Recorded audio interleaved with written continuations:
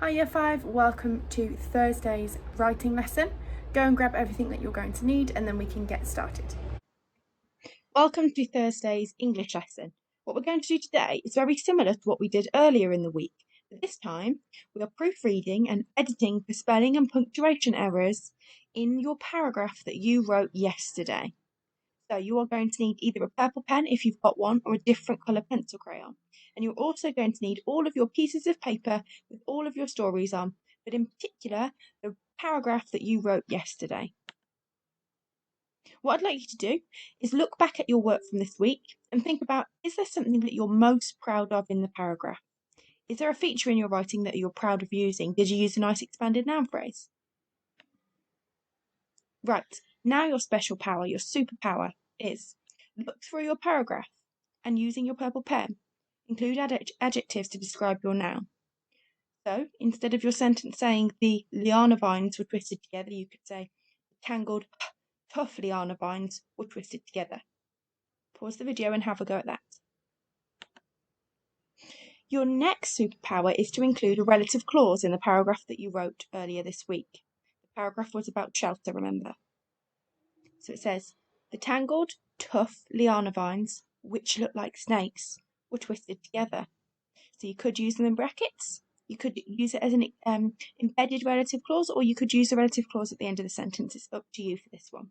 So pause the video, and your superpower now in your different colour pencil crayon is to add relative clauses. Now your superpower is to read through one sentence and make sure that you have got a colon. So it says, twigs were perfect for creating the structure of my shelter. They were strong and sturdy. So remember, instead of because, we're using colons, because you could have written this sentence as, the twigs were perfect for creating the structure of my shelter because they were strong and sturdy. So I want you to go through any of your sentences that you've written for your structure, for your shelter paragraph, and see if you've used because, and see if you could replace it for a colon. Now we're focusing on the punctuation. So we're thinking about capital letters and full stops. I want you to go through, particularly if you're in 5E, go through and make sure that you've got full stops and capital letters where they're needed. Now I want you to think about, are you missing any commas? So I'm thinking commas between expanded noun phrases. So something like hot, red, fire would be hot, red, fire. Make sure that you've got your commas between your list of adjectives. Now I'd like you to have a look for commas that are missing after fronted adverbials or relative clauses or subordinate conjunctions in complex sentences. I'd like you to look through your paragraph on shelter and have a go at that.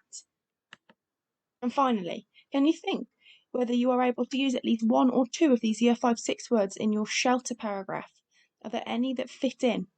Pause the video so you can have a look around. Are there any that fit in? It might be that temperature you could fit into that paragraph.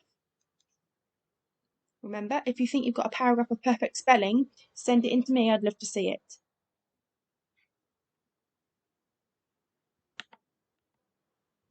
Right, now I'd like you to rewrite your paragraph, so your shelter paragraph, with your edited versions.